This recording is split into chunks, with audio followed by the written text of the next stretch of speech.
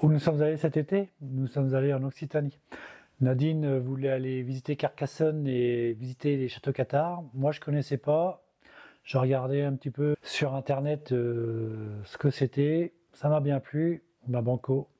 On est parti là-bas. Direction l'Occitanie. Le plus beau château? Difficile de faire un classement. Entre Perpéprus, Quiribus, Aguilar, Termenès, Villerouge, Termenès. Non, c'est vraiment franchement compliqué. Ils sont tellement bâtis sur des sites rocheux, c'est tellement improbable ce qu'ils ont construit là que non, c'est compliqué. Mais ils sont tous à visiter en fait.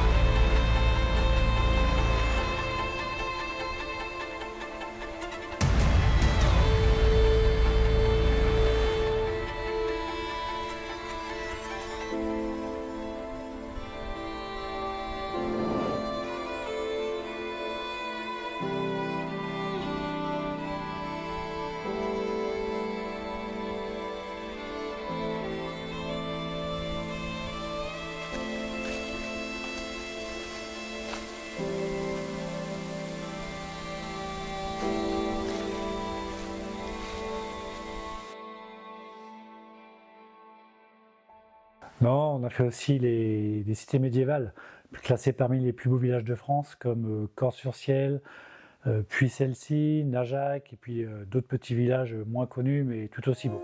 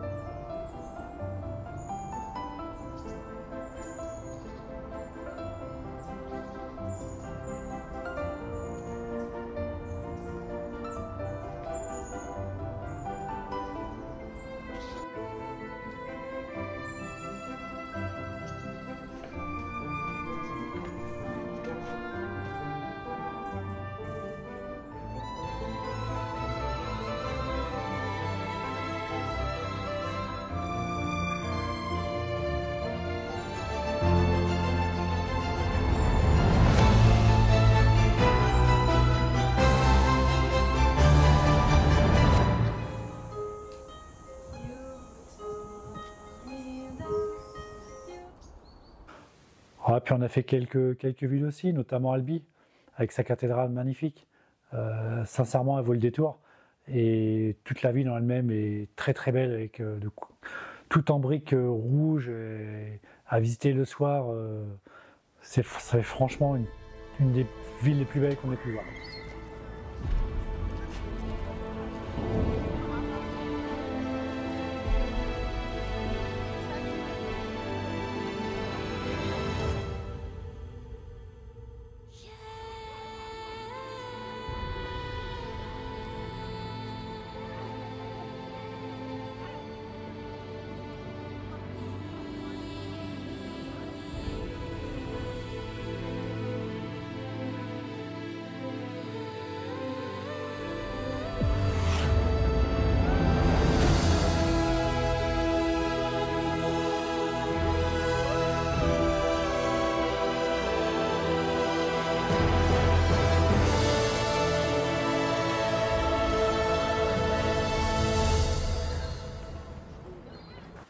Notre organisation de voyage, il y en a une au départ, puis après on voit avec le temps.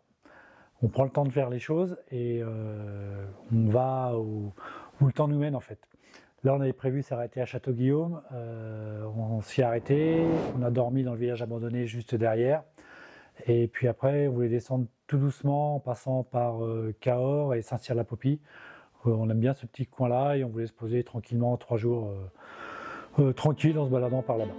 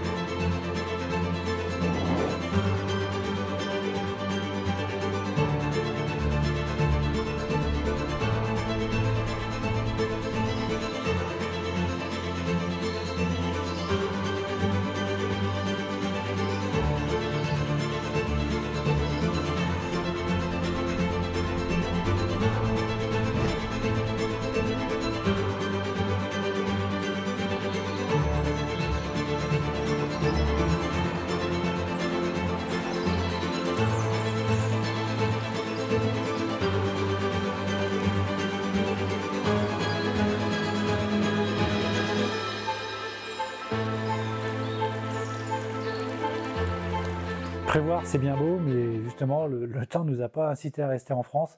Il y avait tellement de vent en Occitanie. On est descendu en Espagne.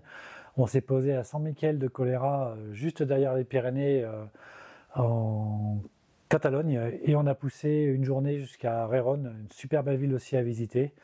Et on est remonté se poser au nord de Roses, dans des spots magnifiques.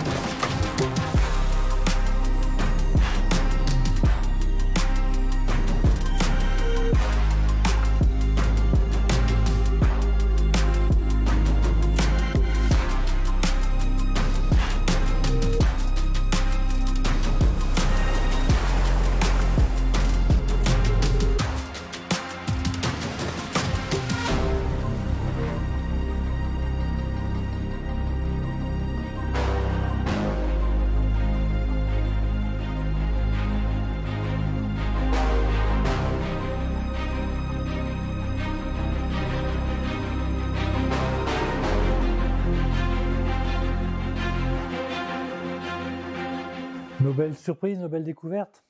Ah, il y en a eu des belles quand même, notamment la passerelle de Mazamet avec ses 160 mètres de long, 70 mètres de hauteur et la petite randonnée très sympa à faire. Ça monte bien et une fois avoir traversé la passerelle, on peut visiter le petit village médiéval juste derrière qui vaut le coup d'œil aussi. Et puis une journée sous la flotte, on n'avait pas prévu non plus, on a fait le gouffre de Cabrestine, un des plus grands gouffres d'Europe. Avec ses 258 mètres de profondeur et sa petite passerelle qui s'avance au-dessus. Non, franchement très sympa et c'est aussi ça l'avantage du van, c'est de profiter de ces moments-là pour découvrir des endroits un peu insolites.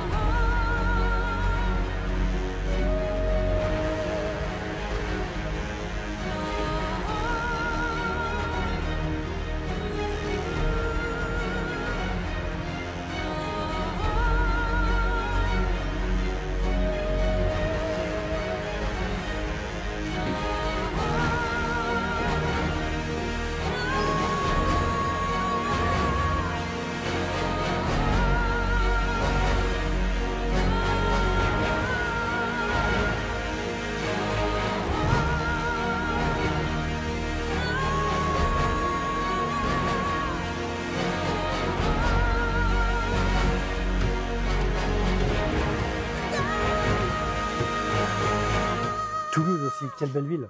On a eu la chance de la visiter avec deux amis qui habitent sur place.